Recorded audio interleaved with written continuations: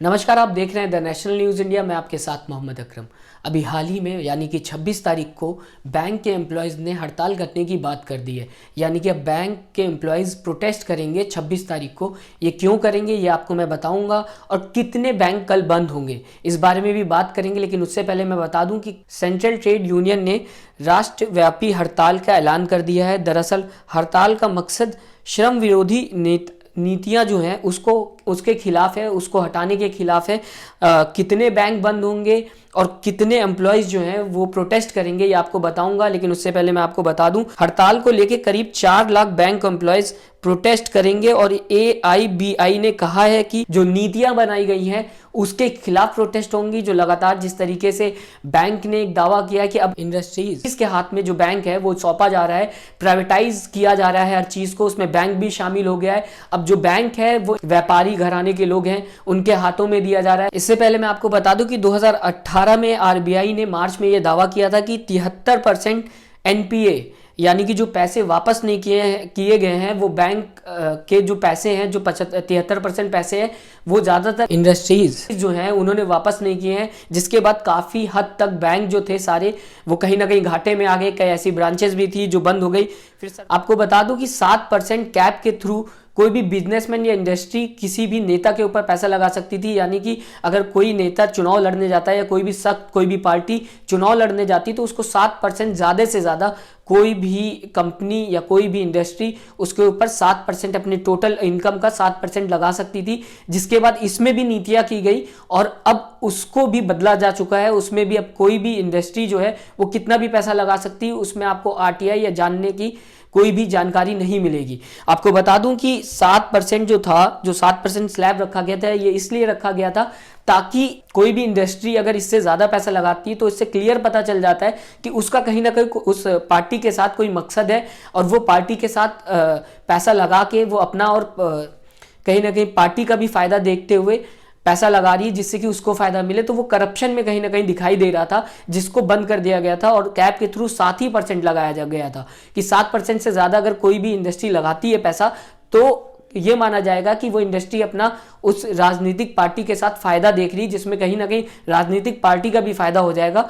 तो इन सारी चीज़ों को अवॉइड करने के लिए ये कैप बनाया गया था, जिसमें संशोधन हो चुका है, जिसमें काफ़ी चीज़ें बदल चुकी है। अब ब्लैक मनी जो इंडस्ट्रीज हैं वो पार्टी पे लगा देती हैं तो ब्लैक मनी सिर्फ शिफ्ट हो रही है, ब्लैक मनी खत्म नहीं हो रही है। क्योंकि अगर आपने चुनाव पे लगा दिया तो आपका ब्लैक मनी जो है उसका कोई आपसे पूछने वाला नहीं है। कोई इंसान आपसे ये नहीं पूछेगा कि ये पैसे कहाँ से आए, क्योंकि पार्टी जब चुनाव लड़ती है तो पैसा कहाँ से आता है और कहाँ जाता है इस बात का किसी को भी कोई पता नहीं चलता। तो ब्लैक मनी अब कुल मिला के शिफ्ट हो रही है, ब्लैक मनी खत्म नहीं हो रही है। तो नोटबंदी जो हुई थी वो ब्लैक मनी हटाने के लिए हुई थी, लेकिन ये जो 7% कैप के थ्रू जो 7% था, जो एक इंडस्ट्री या फिर एक कोई बिजनेसमैन या कोई भी बिजनेस कंपनी एक पार्टी पे चुनाव के टाइम पे लगा सकती थी, उसमें कैप में ये भी बताना पड़ता था कि आप क्यों दे रहे हो और 7% से ज़्यादा नहीं दे सकते थे, वो हटा दिया गया। अब यानी कि कोई भी इंडस्ट्री कितना भी पैसा किसी भी पार्टी के ऊपर लगा सकती है। तो ब्लैक मनी तो नॉर्मल सी बात है अब शिफ्ट हो रही है। दूसरी तरफ बैंकों को घाटा हो रहा है। लगातार जो एम्प्लॉयज़ थे वो कहीं ना कहीं जो प्रोटेस्ट कर रहे हैं उनका ये दावा है कि बैंक जो है अब कॉर्पोरेट घराने में चले जाएंगे, कहीं ना कहीं इंडस्ट्रीज जो है उनके अंडर में आ जाएंगे।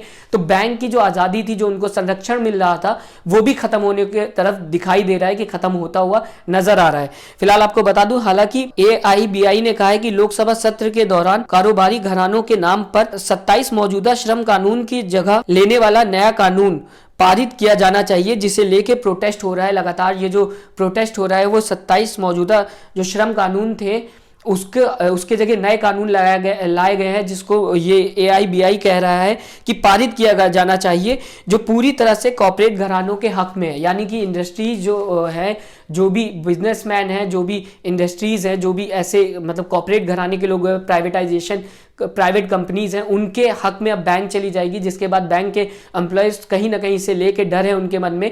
जो वो प्रोटेस्ट जो कल भारत बंद होगा 26 तारीख को, उसमें वो इस बात को लेके, इस मुद्दे को लेके प्रोटेस्ट करेंगे। 75% एम्प्लॉयज़ को कानूनी संरक्षण छीनकर उन्हें श्रम कानूनों के दायरे से बाहर कर दिया गया है। यानी कि उनके ऊपर जो कानूनी संरक्षण था उसको जो है वो छीना गया है और कानून के बाहर जो कानून की लॉस थे उनके बाहर उनको रख दिया है। 75% एम्प्लॉयज़ बहुत बड़ा अमाउंट होता है। 4 लाख लोग कल नियर अबाउट प्रोटेस्ट करेंगे। जो 4 लाख एम्प्लॉयज़ हैं बैंक के, वो पूरे देश भर में प्रोटेस्ट करते हुए दिखाई देंगे। इस बात को लेके क्लियर है कि एम्प्लॉयज़ को किसी भी तरीके की जो संरक्षण मिल रहा था, जो उनको प्रोटेक्शन मिल रहा था, वो अब नहीं मिलेगा, और जिसको लेके वो प्रोटेस्ट करने जा रहे हैं।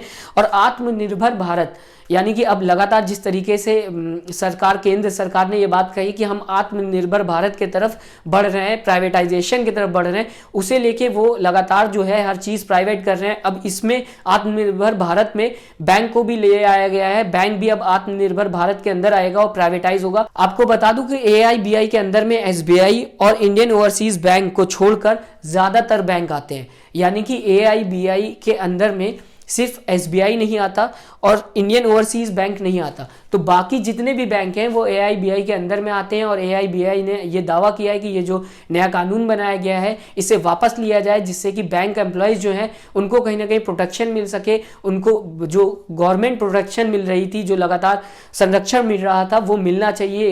इसके दायरे में इनको बाहर नहीं करना चाहिए। जो 75% एम्प्लॉयज़ जो हैं, इसी को लेकर कल जो है भारत बंद किया जाएगा। काफ़ी हद तक बैंक बंद होंगे। अगर आपका भी कोई काम है या कोई भी बैंक का काम होगा तो आप कल नहीं कर पाएंगे, क्योंकि बैंक ज़्यादातर जो SBI और इंडियन ओवरसीज बैंक को छोड़कर बाकी सारे बैंक जो हैं ज़्यादातर वो बंद होंगे। ग्रामीण बैंक भी इसमें आते हैं। कल यानी कि भारत बंद में जन विरोधी, किसान विरोधी और राष्ट्र विरोधी नीतियों के खिलाफ हो रहे देशव्यापी हड़ताल जो है उसमें बैंक एम्प्लॉयज़ भी अब शामिल हो जाएंगे। यानी कि लगातार जिस तरीके से पहले भी बताया गया था कि कल 26 तारीख को किसान भी प्रोटेस्ट करेगा और जो जन विरोधी जो नीतियां हैं उनके खिलाफ भी लोग प्रदर्शन करेंगे, तो अब इसमें बैंक के एम्प्लॉयज़ भी हैं वो भी शामिल हो गए। अब उनको संरक्षण नहीं मिल रहा है, जिसको लेके ये सारे लोग प्रोटेस्ट करने की बात कर रहे हैं।